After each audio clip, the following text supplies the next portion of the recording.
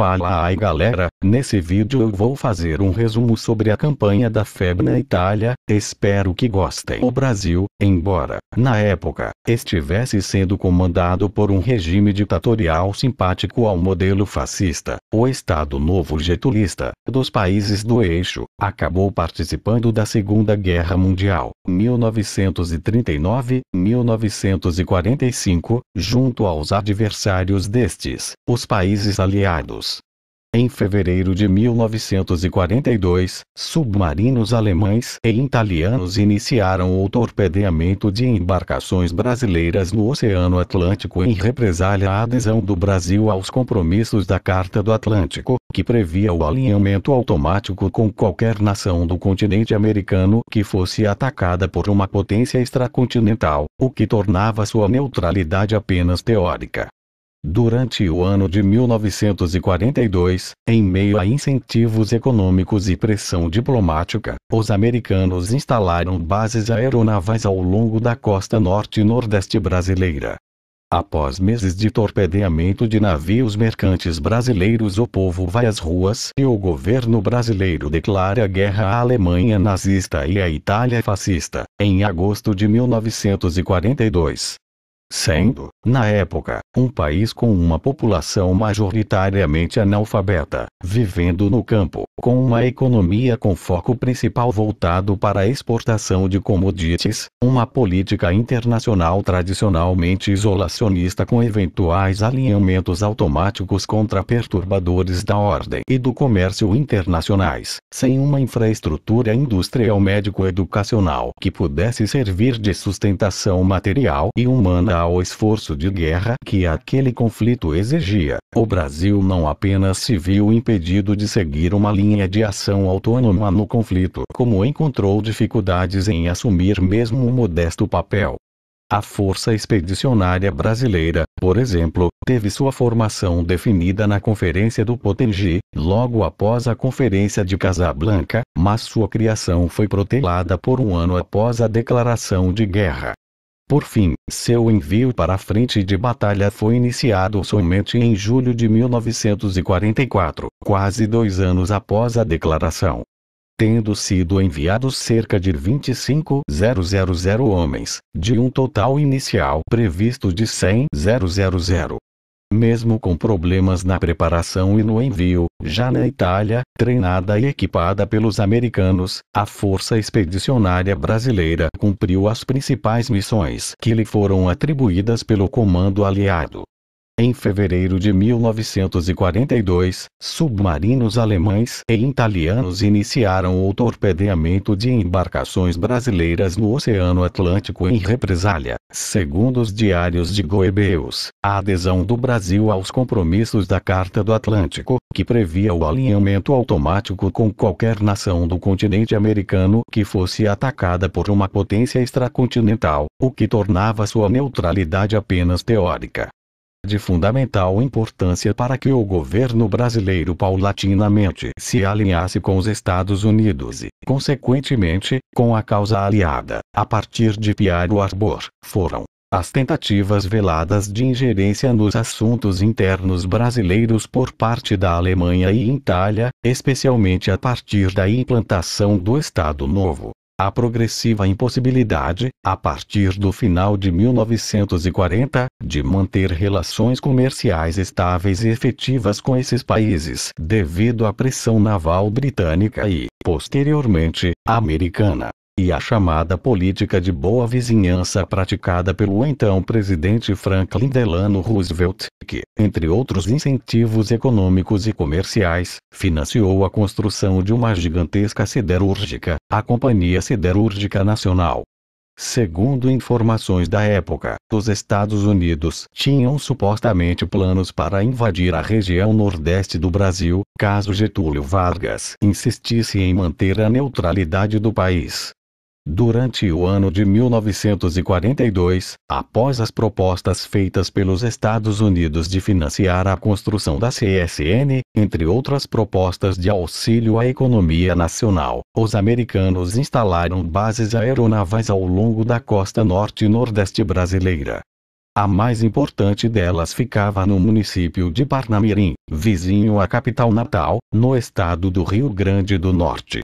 Esta base, chamada de Trampolim da Vitória, foi de especial importância para o esforço de guerra aliado antes do desembarque de tropas anglo-americanas no norte da África, em novembro de 1942 na Operação Tocha.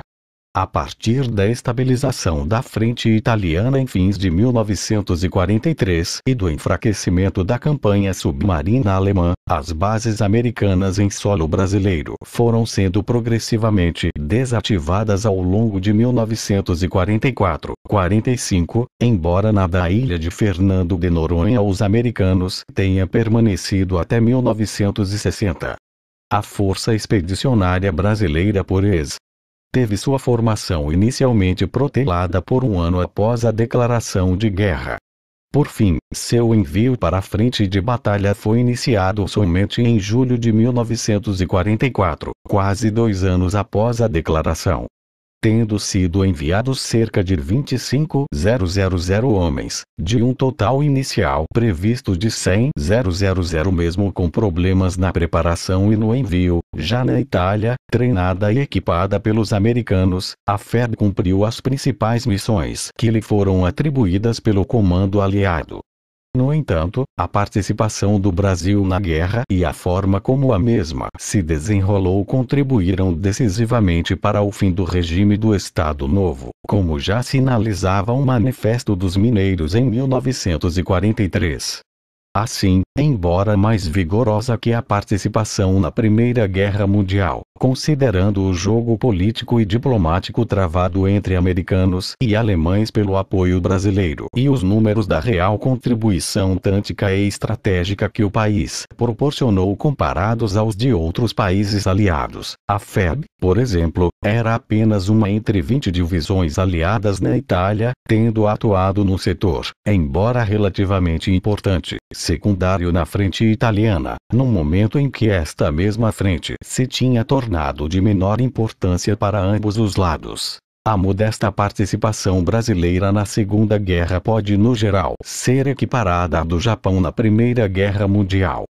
Se de um lado, em termos numéricos e táticos, os brasileiros tiveram no Segundo Conflito Mundial uma participação maior na causa aliada que os japoneses 3 décadas antes, por outro lado os nipônicos, entre as décadas de 1920 e 1930, souberam capitalizar melhor política e estrategicamente a nível internacional sua participação no conflito de 1914-18. A Força Aérea teve grande destaque o apoio oferecido pelo Brasil aos aliados, através do primeiro grupo de aviação de caça criado em 18 de dezembro de 1943.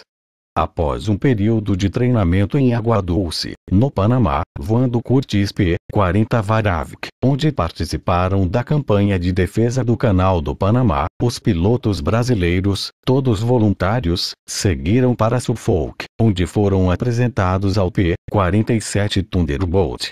Após a adaptação ao Republic P-47 Thunderbolt, o grupo, que ficou conhecido como Centaur, é enviado ao norte da Itália.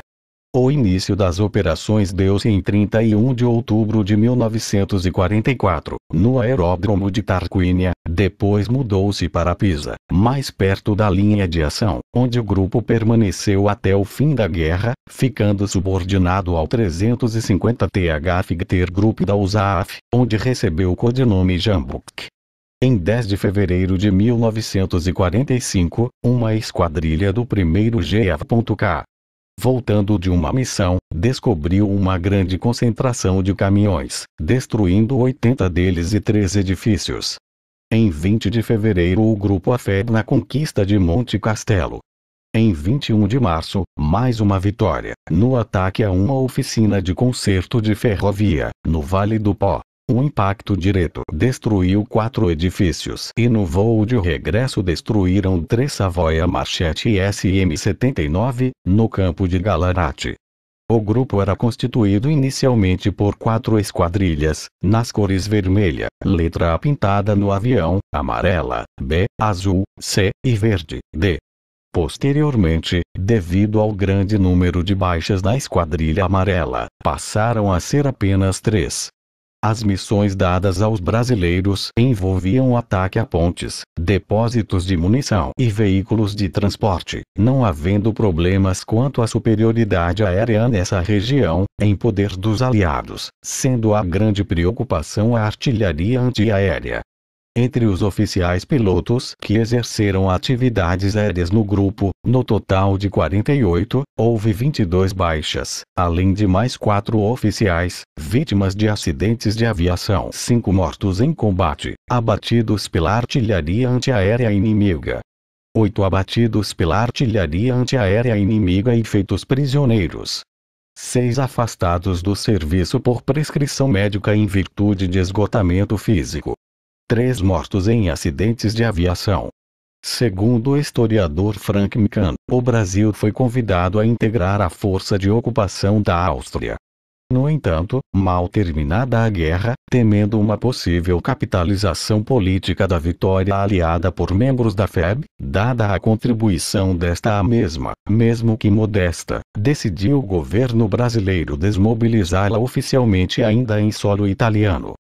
A seus membros, no retorno ao país, foram impostas restrições. Os veteranos não militares, que deram baixa ao retornar, foram proibidos de utilizar em público condecorações ou peças do vestuário expedicionário, enquanto os veteranos militares, profissionais foram transferidos para regiões de fronteira ou distantes dos grandes centros.